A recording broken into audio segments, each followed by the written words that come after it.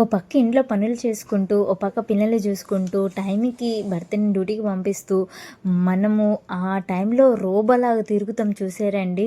Really hands up అండి. ప్రతి ఒక్క హౌస్ వుమెన్‌కి హ్యాండ్స్ అప్ అనమాట. ఎందుకంటే అలా చేస్తేనే మన పనులు టైంకి అవుతాయి. అలా చేయకపోతే రోబోలాగా తిరగకపోతే మన టైమ్స్, మన వర్క్స్ అయితే అవ్వవు. మన వర్క్ అవ్వలేదని చెప్పేసి మన కోసం టైం అయితే ఆగదు.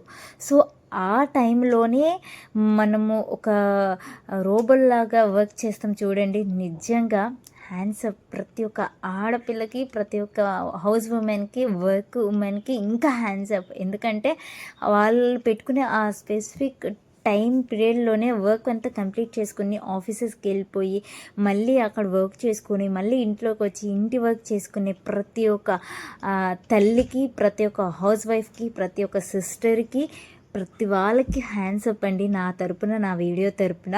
సో నేనైతే ఒక 5 ఇయర్స్ నుంచి నా మ్యారేజ్ లైఫ్లో నేను చేస్తూ ఉన్నాను కదా, అందుకనే నాకు చాలా అనుభవంగా చెప్తున్నాను అనమాట. సో అయినా మర్చిపోయానండి. Welcome back to Johan's YouTube channel. అందరు ఎలా ఉన్నారు? బాగున్నారా? మేమైతే చాలా బాగున్నాము. ఏంటంటే ఏదో చెప్పేయాలి మన ఆడవాళ్ళ గురించి అని చెప్పేసి స్టార్టింగ్లో ఎత్తేసాను. మర్చిపోయాను. సబ్స్క్రైబ్ చేసుకున్నారా లేదా? చేసుకోకపోతే ఇప్పుడు సబ్స్క్రైబ్ చేసుకోండి, లైక్ చేయండి, కామెంట్ చేయండి, మన వీడియో చూస్తూ ఉండండి. ఫుల్ లాగ్ అండి. అసలు ఆ డే స్టార్టింగ్ నుంచి మళ్ళీ నైట్ స్లీప్ టైం వరకు ఏమేమి చేసాము, ఏం పనులు చేసాము, రొటీన్ అంతా ఎలా జరిగింది, ఏంటి, పిల్లలతో నేను ఎలా మేనేజ్ చేస్తున్నాను, నా వర్క్స్ టైంకి ఎలా ఫినిష్ చేసుకుంటున్నాను ఏంటి అని చెప్పేసి ఈ లాగ్ అనమాట. సో మన వర్క్ కంప్లీట్ అయిపోవాలి అన్న మైండ్లో మనం ఉంటే మన పిల్లలు చేసే అల్లరికి మనకు కోపం వచ్చేస్తుంది. బట్ ఒక చిన్న పిల్లలు ఉన్న పేరెంట్స్ ఏంటంటే వర్క్ ఎప్పుడైనా పర్వాలేదు, ఏ టైంలో అయినా వర్క్ కంప్లీట్ చేసుకోగలుగుతాము అని అనుకుంటేనే మనము పిల్లలు చేసే అల్లరికి, వాళ్ళు ఇసుకిచ్చే విసుక్కి మనం కోప్పడుకోకుండా ఉంటాము.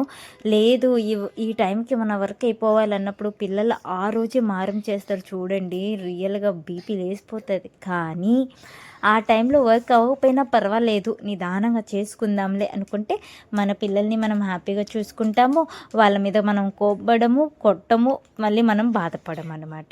సో అందుకని చెప్పేసి నేను అయితే వర్క్ ఈ టైంలో నుంచి ఈ టైంకి అవ్వాలి అని పెట్టుకుంటాను. బట్ ఎగస్ట్ ఒక 1 అవర్ కూడా పెట్టుకుంటాను అనమాట. ఓకే, ఈ ఈ ఈ టైంలో అవ్వకపోతే ఈ టైం నుంచి ఈ టైం వరకు అవినా పర్వాలేదు అన్నట్టుగా నేను టైం మేనేజ్మెంట్ అయితే నా వర్క్స్కి చేసుకుంటాను అనమాట. అండ్ నేను ఒక డిజిటల్ మార్కెటింగ్ కూడా నేను చేస్తూ ఉంటాను. Websites and digital ads run చేయడము, తర్వాత గూగుల్ యాడ్స్ రన్ చేయడం, ఇట్లా యాడ్స్ రన్ చేయడం, అలాంటి వర్క్స్ కూడా నేను చేస్తూ ఉంటాను. బట్ నాకు పిల్లలు ఇంటిని మేనేజ్ చేసుకున్న తర్వాత టైం కుదిరితేనే ఆ వర్క్స్ చేసుకుంటానండి. లేకపోతే పిల్లల్ని ఇబ్బంది పెట్టేసి నా పనంతా అక్కడ పడేసి నేనైతే వర్క్ చేసుకోలేను. అందుకని చెప్పేసి చెప్తున్నాను అనమాట ముందే. సో నేనైతే ఒక 1 year back digital marketing course అయితే నేర్చుకున్నాను. సో దాని మీద చిన్న చిన్న వర్క్స్ చేసుకుంటే ఎక్స్పీరియన్స్ వస్తుంది అని 2-3 వర్క్స్ తీసుకున్నాను. కానీ బట్ నాకు టైం మేనేజ్ అవ్వట్లేదు. అందుకని చెప్పేసి నేను చాలా వర్క్స్ తీసి అంటే రిటర్న్ బ్యాక్ ఇచ్చేసి నాకు బాగా తెలిసిన వాళ్ళు కొంచెం లేట్ అయినా పర్వాలేదు అనుకుంటేనే నేను ఆ వర్క్స్ తీసుకుంటున్నాను అనమాట. ఇక్కడైతే మార్నింగ్ బ్రేక్ఫాస్ట్కి అయితే ఇడ్లీ వేసేసాను. అండ్ పిల్లలకి మాత్రం ఏమంటారు బీట్రూట్ క్యారెట్తో తురిమేసి ఇడ్లీ పిండి కలిపేసి ఇడ్లీ అయితే వేసానండి. చాలా టేస్ట్ ఉన్నాయంట. పల్లీ చట్నీ కూడా చేశాను. పిల్లలు అయితే ఫుల్గా ఎంజాయ్ చేశారు. మా పిల్లలు, మా పాప, మా బాబు. అయితే మా పాప అయితే ఇక్కడ ఫోన్ కోసం పరిగెత్తేస్తుంది. వాళ్ళ డాడీ ఫోన్ కోసం వెళ్ళిపోతుంది. మా బాబు కొంచెం కసిరితే మాట వింటాడండి. మా పాప అయితే గారాబం ఎక్కువైపోయి అస్సలు మాట వినదు. అయినా మళ్ళీ మంచిగా చెప్తే వింటుంది అనమాట. సో ఇలా అయితే మా బ్రేక్ఫాస్ట్ కంప్లీట్ అయిపోయిందండి. కానీ ఇల్లు మాత్రం ఏమీ క్లీన్ అవ్వలేదు. అంతా ఒకటేసారి క్లీనింగ్ చేసుకుందాము అని చెప్పేసి ఎక్కడిదక్కడ వదిలేసి ఫస్ట్ పిల్లలకి కడుపు నిండా పెట్టాలి కదండి. సో అందుకని చెప్పేసి నేనైతే పిల్లలకి ఫస్ట్ బ్రేక్ఫాస్ట్ పెట్టడానికి కూర్చున్నాను అనమాట. ఆ తర్వాత బ్రేక్ఫాస్ట్ అయిపోయాక మా పిల్లలు ఇద్దరు కొంచెంసేపు ఫైటింగ్ చేసుకున్నారనమాట. నువ్వా నేనా అని చెప్పేసి. ఆ ఫైటింగ్లో ఎందుకురా ఫైటింగ్ చేసుకున్నారు అంటే నా కర్ర తీసుకుంది, నా కర్ర తీసుకుంది. నాకు ఆ కర్ర కావాలని చెప్పేసి ఇద్దరు అలా ఫైట్ చేసుకున్నారు. సరేలే అని చెప్పేసి ఇంకా వాళ్ళని ఫ్రెషప్ చేసేసి కూర్చోపెట్టామనుకో, మనం కూడా తర్వాత వర్క్ చేసుకున్నా బాగుంటుందని వాళ్ళని ఫ్రెషప్ చేసేసాను ఫస్ట్. ఇంకా మా పిల్లలైతే ఇక్కడ హాయ్ హలో అని చెప్తున్నారండి. కానీ డైలీ వర్క్లో ఏంటంటే పీస్ఫుల్గా చేసుకోవాలి. పీస్ఫుల్గా చేసుకుంటేనే మనము ఎంజాయ్గా రిలాక్స్గా వర్క్ చేసుకోగలుగుతాము.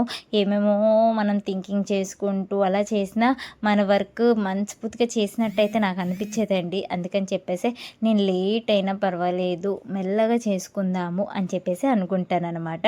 అండ్ నా పిల్లలు ఇసుకిచ్చారనుకో గమ్మున అడబడేసి కూర్చుంటాను వర్క్ అయితే. ఎందుకంటే అటన్నీ వాళ్ళని కొట్టలేను, అటన్నీ వర్క్ని నేను ఫాస్ట్గా గాబరగా చేయలేను.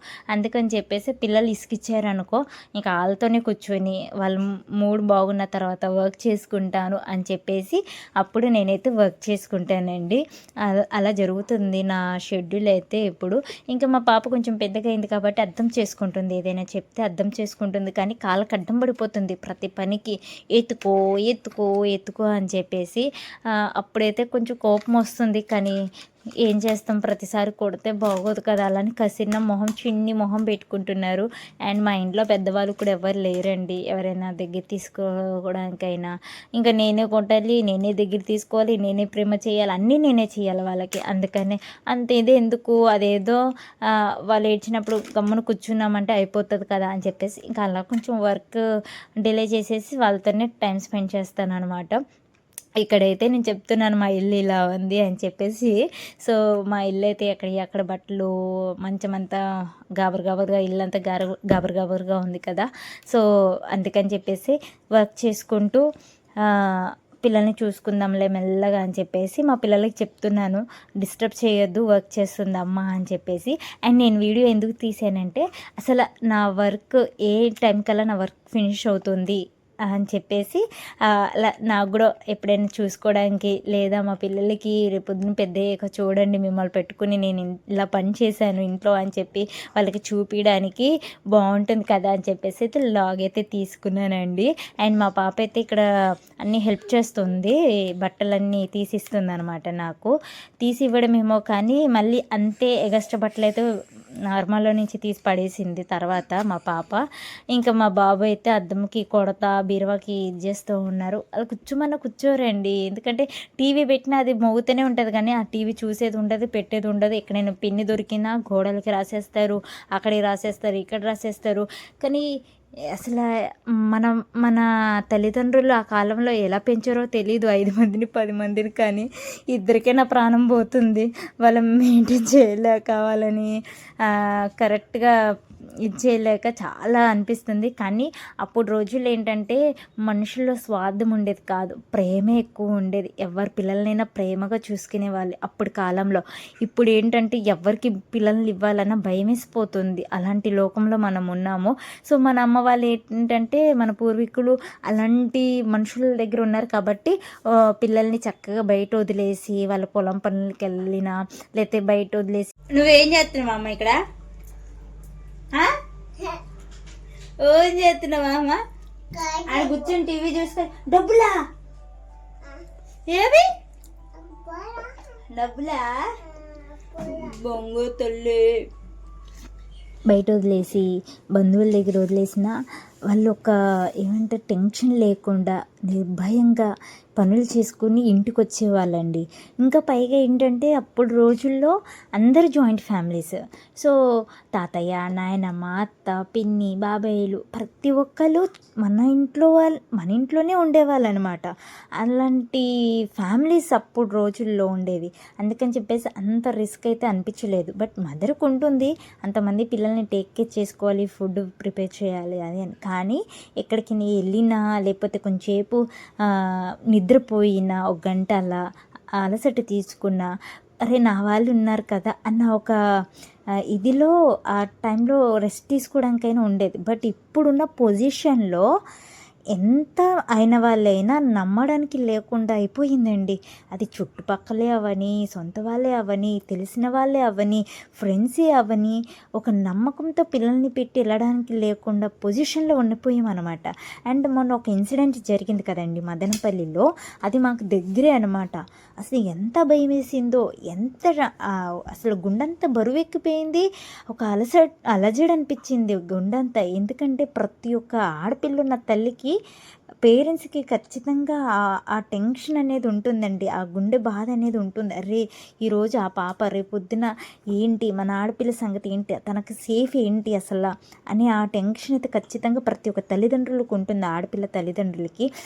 నేనైతే చాలా టెన్షన్ పడిపోయాను, నిద్రే పట్టలేదండి. బట్ ఇంకా అలానే రోజులన్నీ గడిపేసుకోవడానికి కూడా ఉండదు కదా.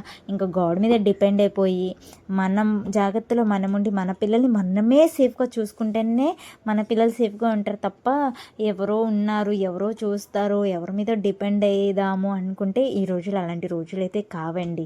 సో ఇంకా అదే నేను చెప్పాలనుకున్నాను, అందుకని చెప్పేసాను అనమాట. అండ్ ఈ లాగ్ కూడా కొంచెం లెంత్ ఉంటుందండి, కొంచెం చూడండి తప్పకుండా. ఎందుకంటే నేను 2 పార్ట్స్ చేద్దాం అనుకున్నాను, కానీ ఒకటే రోజులు అంతా తీసాను.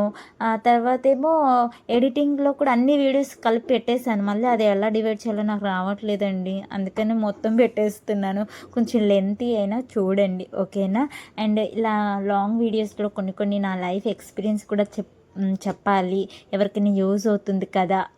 అప్ అండ్ డౌన్స్ అంటే ఎలా లైఫ్లో కొన్ని ఎదురు దెబ్బలు ఉంటాయి కదండి, అలాంటి వాటి కోసం మీతో మాట్లాడాలి, నా లైఫ్ ఎక్స్పీరియన్స్ చెప్పాలి అని అనుకుంటున్నాను.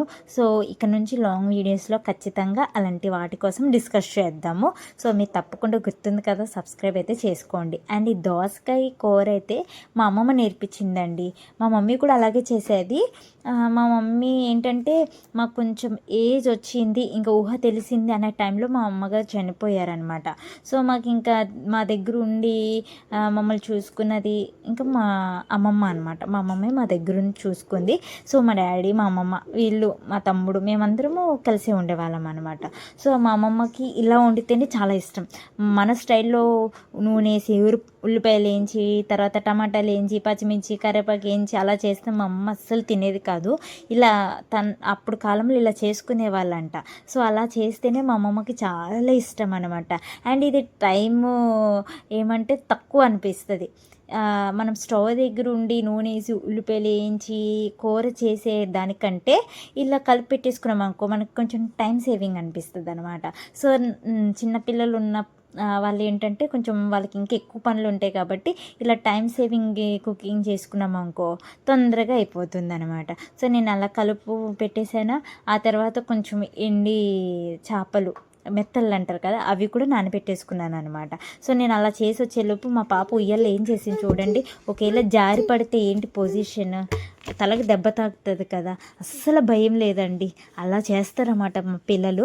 అండ్ ఇంకా దాన్ని దింపేసి వచ్చిన తర్వాత ఇంకా మెత్తళ్ళు అయితే చక్కగా వేడి నీళ్ళలో కడిగేసి 2-3 సార్లు కూరలు అయితే వేసేయడమే. ఆ కూర అయిపోతుంది, ఇంకా ఒక 10 minutesలో మనం దించేస్తాము. చిమ్ములో పెట్టినప్పుడు ఈ మెత్తళ్ళు అనేది కూరలో వేయాలన్నమాట. సో టేస్ట్ బాగుంటుంది, అది కూడా తొందరగా ఉడికిపోతుంది చేప అనేది. సో మా పాప చూడండి ఇక్కడ ఏం చేస్తుందో. నీ చెవులేయమ్మా, నీ చెవులేయే. అబ్బో నీ బుక్కేదమ్మా, నీ పొల్లేయి, అదిగా పొల్లు. నీ నాలుకేది, నాలుక.